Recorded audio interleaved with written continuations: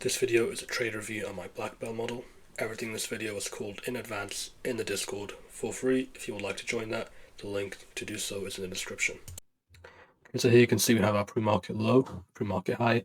It's a really large range, so from the pre-market high down to pre-market low, it's 332 handles. Now, in a condition like that, where we heavily expanded lower in a bearish market, and if you look at the daily chart, we're in a very bearish market.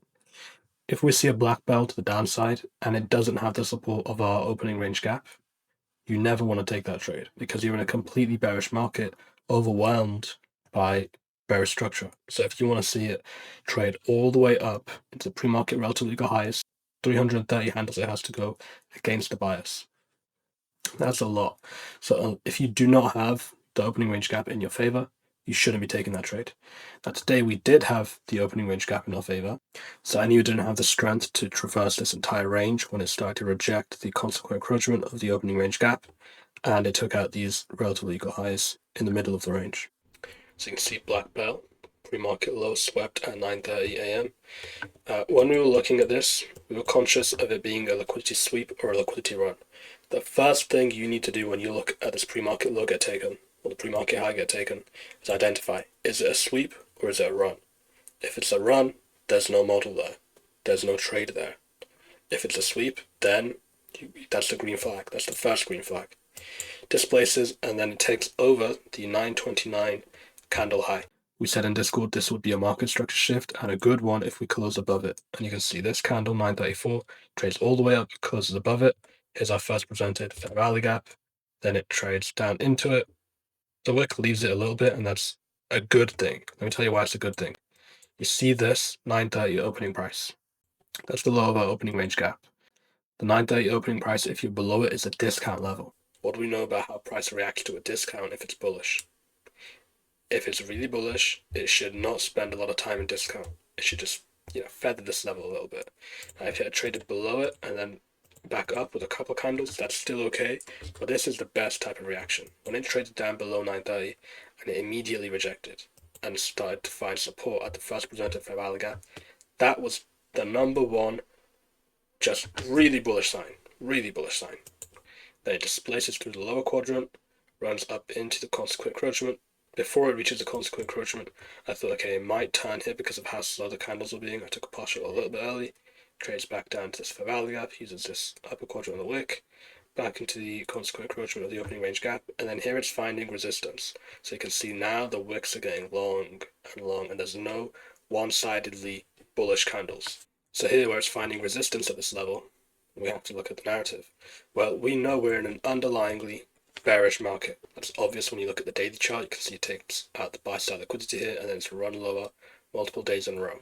Large range sell days. Now, if we're super bearish on a market and we have a 300 handle range that it has to just completely cancel out and run through the entire thing towards the buy side, is that likely to happen? No. But where could we reverse from instead? Well, if you grade this range from the highest high down to the lowest low, this is our optimal trade entry level. 62% retracement, 70.5 and 79. The sweet spot for optimal trade entry is right here, 70.5. It trades a little bit up into it, into the 18th of December's new day opening gap, after taking out liquidity, and then it starts to run lower. That's why I closed the position here, because it was rejecting the consequent encroachment level after already taking out this buy side liquidity. So it was very low likelihood for it to trade all the way up into relatively highs because we're so bearish on the high time frame. And the New York session in particular is the one that's going to go with the higher time frame. That's why it's better to trade with a bias in the New York AM session. You can see the likelihood for an opening range gap's consequent encroachment level to be filled within the first 30 minutes of trading.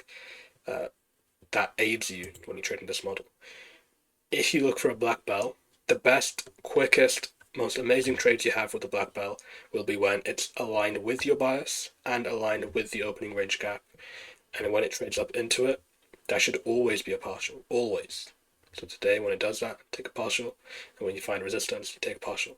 This is a very specific case because it's a 346 handle range to traverse against our bias, which is obviously very low likelihood to happen. So that's why we use optimal trade entry here to decide where it's likely to turn around. If you look at this from the perspective of a regular trading house chart, we open outside of that regular trading house chart range. Then, after manipulating some sell side, aka the pre-market low, and getting our black bell model confirmed, we see that displacement higher, rallies up, trades down to the first presented fair value gap, teases the 930 opening price, showing you discount sensitivity.